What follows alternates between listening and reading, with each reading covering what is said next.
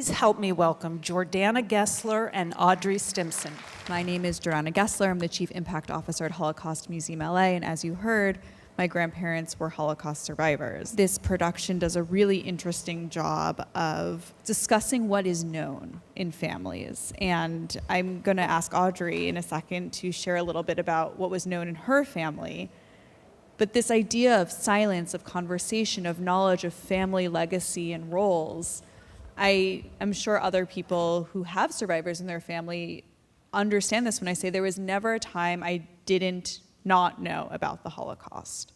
No one ever sat me down and said, in the beginning of my life, this happened, and then this happened, and then this happened, and took the whole story from A to Z.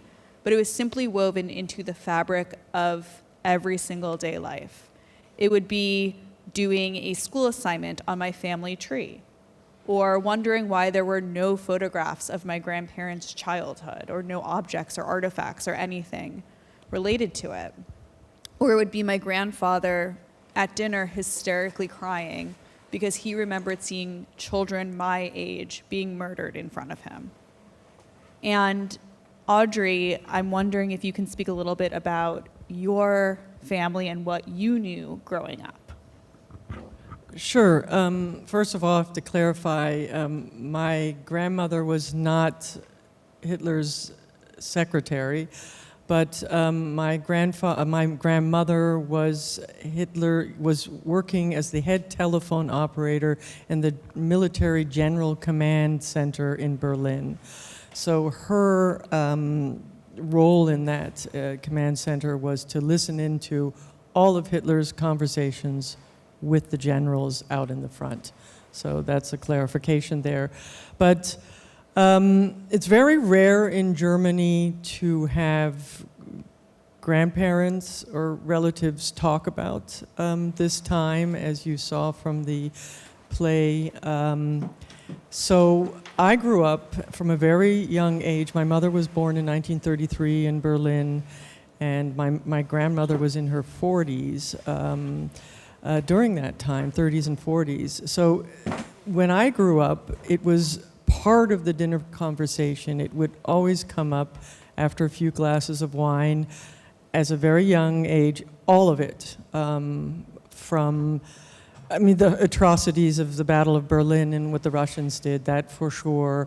And then my grandmother did talk about listening into these conversations. Specifics are very vague, but one conversation was when Berlin was attacked by the Russians, that Hitler was irate and said, "You have no more ammunition, throw the damn cannons in the river Spree." And that was shortly before he died, he killed himself. So that was mine, but it was always part of my world, this understanding of war and of her role in it. And that's, so we did have dinner conversations, and I had aunts and uncles. Her brother was killed 3 days before the war ended in Berlin, shot in the head. So war was part of my world. And would you say that that was typical for your generation of growing up? No, not at all. I have friends here, German friends. They not only heard nothing, they didn't dare ask about it. It was just not something that people talked about. And I wondered now, as an adult, my grandmother died when I was 31, why they did that, and in explicit details, also about rapes and things. And we had to sit there and listen to this, and I wondered why she was doing that. And yet, at the end, the pat answer, she would always say, "But nie wieder Krieg, never again war."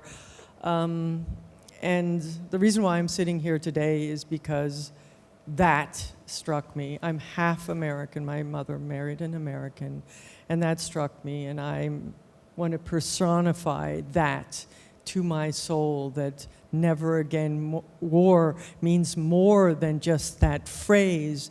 It means feeling the pain of what we saw today and what we know, all of the atrocities, feeling that grief and that sorrow for humanity.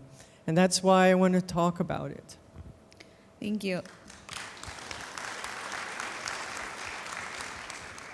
Thank you. And I think this play and this production does such a wonderful job of balancing stories and material evidence. And I'm someone who loves history, if you know me, and studied Holocaust history in undergraduate and graduate school, and always really believed in the power of material evidence, especially in museums. And I currently work at Holocaust Museum LA, where we have galleries filled with artifacts and objects and photographs. And I think one other important piece of this, and what is really true to our education philosophy and what we saw in this production, is the stories of the survivors themselves, and the way that personal histories can really foster empathetic conversations between one another. And I've seen this firsthand time and again, and I think we are all seeing it currently. But I'll never forget when I first started working at the museum 11 years ago. I was at a school, a Title I school here in Los Angeles. Actually, the majority of the students we work with are not Jewish, do not identify as Jewish. 99% of them do not. And I'm standing in a classroom, and I'm there to talk about the Holocaust. And I just happened to mention offhand that my grandparents were survivors. And 30 minutes later, I ask if there are any questions, and all of these hands go up, specifically asking me questions about my grandfather. And it was really in that moment that I understood the power of storytelling, the power of personal impacts of people that witnessed the witnesses. And that is the responsibility I feel in continuing to do this work, to share these stories. And I know you touched a little bit about this responsibility, but I'm wondering if you could share more about what your responsibility feels like. Well, fast forward, I work for the largest German television network, ARD, and as a news producer. And for me, it's about the truth.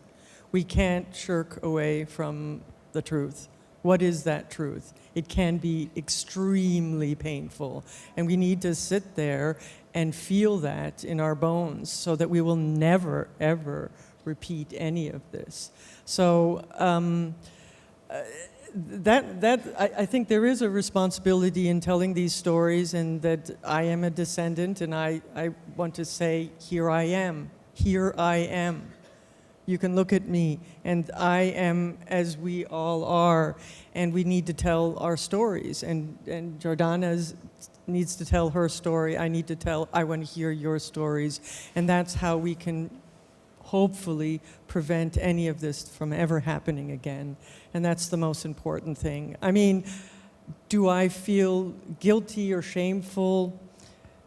Yes, I feel a responsibility to. My grandmother told a lot of stories about Berlin. My mother was traumatized. My mother was extremely traumatized from what happened.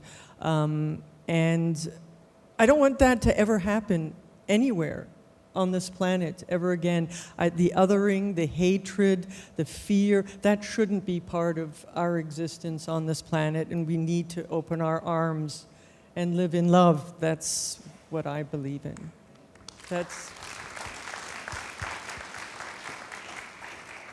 You actually said something so interesting to me yesterday, which was that you, and I'm now paraphrasing. We were on television. Before television, though, you said this. You said that we can't swipe through our feelings, that we have to sit with it. Yeah, I mean, that's the other thing, is that people always want to look away. They easily. And in this sort of shortened attention span world where we live in, it's very easy to say, oh, we're just going to swipe right, swipe left, swipe down. And we can't do that. We need to look at those images. We need to look at sort of horrific things and say, wow, how did this happen? What does that really feel? How do I feel in my bones about this? Do I need to cry? Do I need to hug my husband, my dog, my sister, my brother, and say, I love you? We need to do that every single day.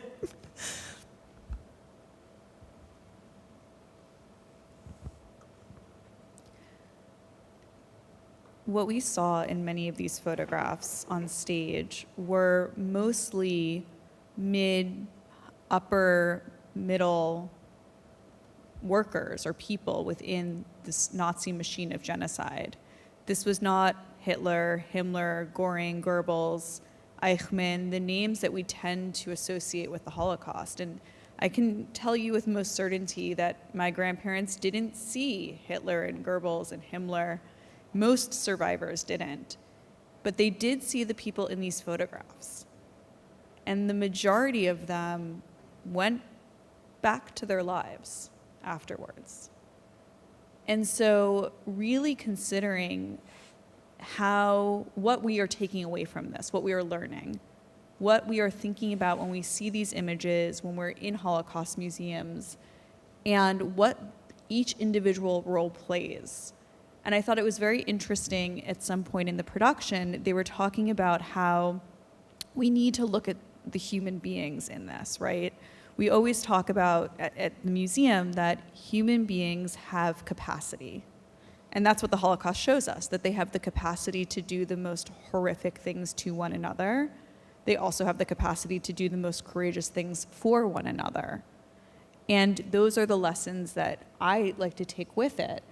But understanding that this is a different way of experiencing history, and I think in recent years there's been a lot of excitement around productions of history in the theater.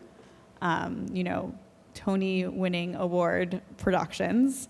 But it's a way to bring in new audiences to history and a way to have important conversations with people who might not always walk into a Holocaust museum, although I feel like many of you have, but maybe not all of you.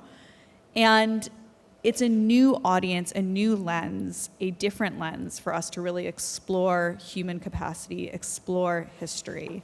And I'm wondering also, Audrey, if you could share why you think it's important for a production like this to exist and how it can transform people's thinkings and minds. Well, I think artistic expression as such, telling these types of stories, brings an intimacy between the viewer and the performer and the performance, and an intimacy of history that it's hard to get. And to feel this and to have this play, I think is very, very important. So that I think it's important to tell that, to have that experience as a spectator, and it brings people closer. Yeah, for sure. I want to open up for an opportunity for a few audience members to ask some questions. But what I will mention is, this is only just the beginning of this story. There are so many people who've been identified in these photographs and so much to learn from it. In fact, one of the doctors who's in these photographs, Karl Klauberg, was in charge of medical experiments on women with sterilization, the OBGYN experiments in Auschwitz. And I happen to personally have known a survivor of these experiments. And so for each of us, I would say the intention that we are leaving with is not just the knowledge of these joyful, happy images, but really consider what these people chose to do every day. And there's tons of studies done about theories on doubling and how people created different sense of selves, but really considering what more is there to learn? Whose story can we uncover? And how can we honor those victims and those survivors? So I hope you all leave sort of thinking with that. And I want to give an opportunity for you guys to ask one or two questions of either of us about the production, about the work. Thank you for taking the question. As the head of a German news channel, or the program, can you give us a perspective, and what would you say to Americans in the face of what's happening in our country now with Trump? I think it's completely salient to the topic, because once again, people are looking away, like you were talking about. And I just wonder what is the perspective from Europe on that? My job as a half German, half an American, thank you for the question, is reporting about the United States to Germany, and that's my specialty. So I'm working on a documentary on the current, I think his name is Donald Trump, first 100 days in office. It's difficult, as we all know. You know, Europe has been a staunch ally post. I grew up. My father was a Foreign Service officer. He was actually in the CIA, so that's another part of my past, very complicated life that I've lived, and you know, we fought cold, thank goodness, and we brought Europe together, created NATO. That is all now being torn apart. It's a sad time, and a time where we all need to get up and say, maybe some things we should embrace the allies that we've had and not isolate ourselves. Isolation won't help us, won't help the world. And if we want peace, we have to be part of the world, part of the global brotherhood of sisterhood and brotherhood and of man and humanity, and we can't turn away from that, not at all. And the Germans are very, very sad. It's a very sad time.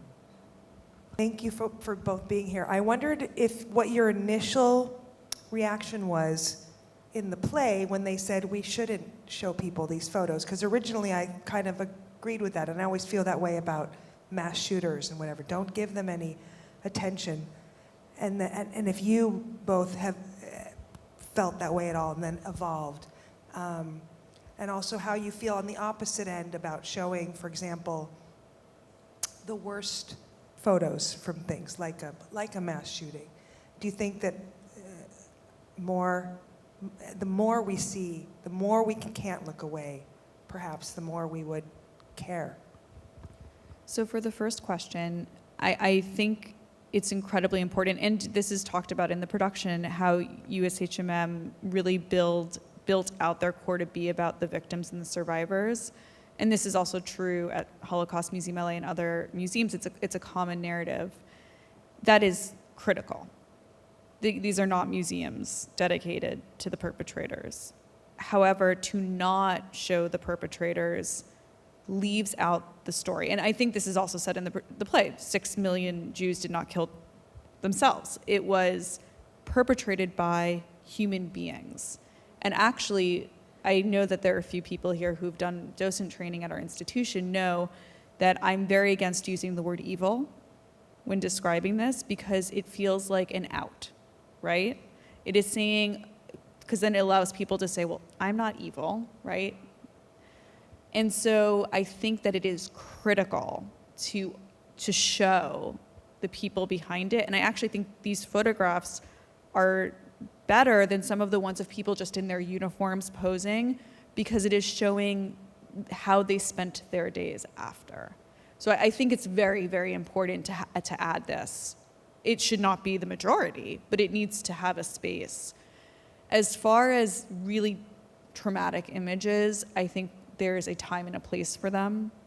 I think there happens to be a bad case of people sort of zoning out or being desensitized, which is definitely a challenge. But I don't think we should ever eliminate spaces for looking at material evidence and truth. I think it needs to be done at the right age, in the right context, in an appropriate way, so people truly understand history. I don't know. Yeah, I mean, I agree. I mean, we can look back at the Vietnam War. We saw death, we saw things. Iraq War was desensitized a little bit, and so, certain things. Yeah, I agree that it's difficult with perpetrators, mass shooting. I agree with that.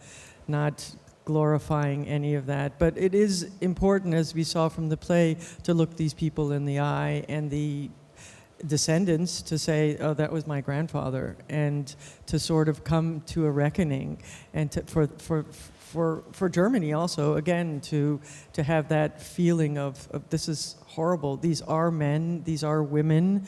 My grandmother was just a functionary. My grandfather was one of the head bureaucrats. He got a Medal of Honor for organizing the 1936 Olympics.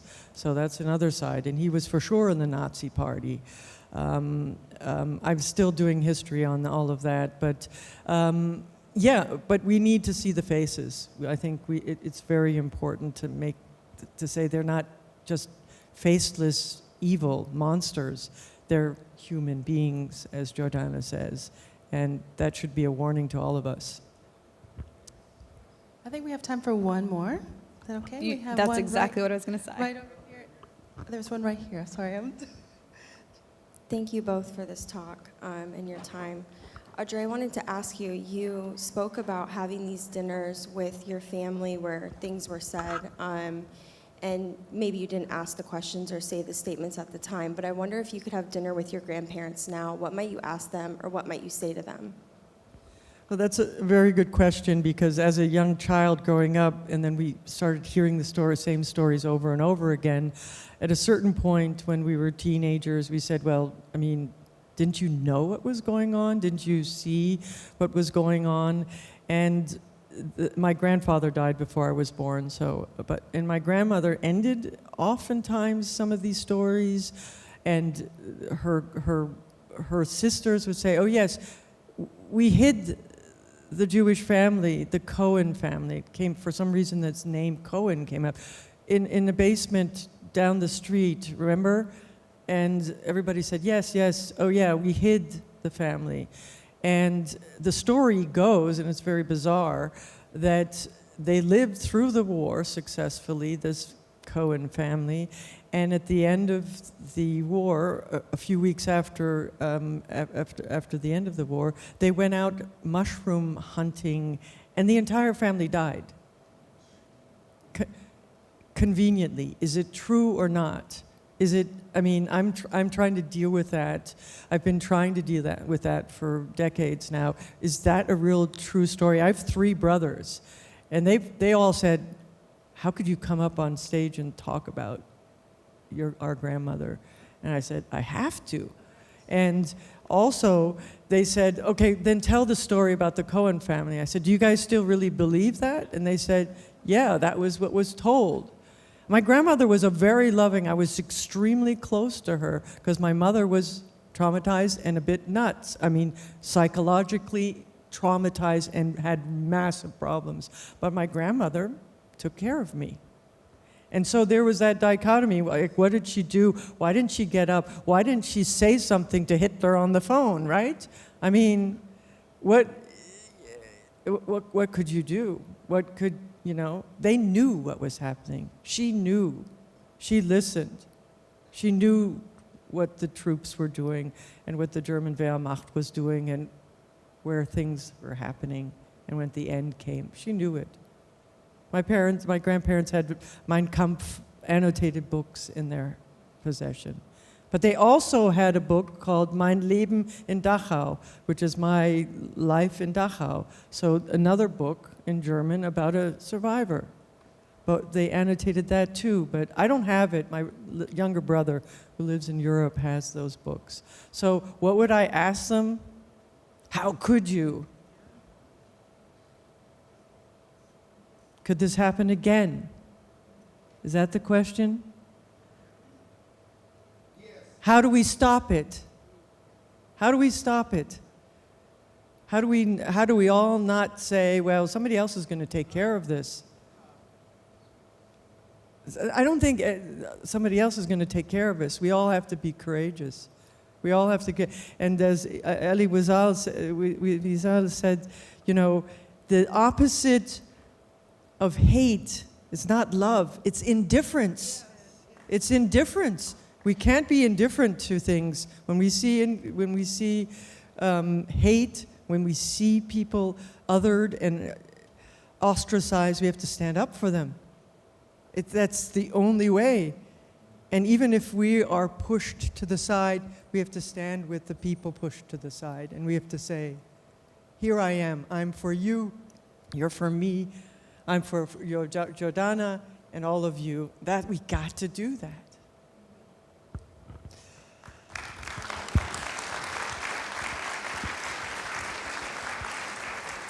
Thank you all for staying and listening to this dialogue. Thank you, Audrey. Thank you, Jordanna. I know that this really is the beginning of a conversation that I think we will all leave with about how we can all be responsible for creating a world of mutual respect. So thank you.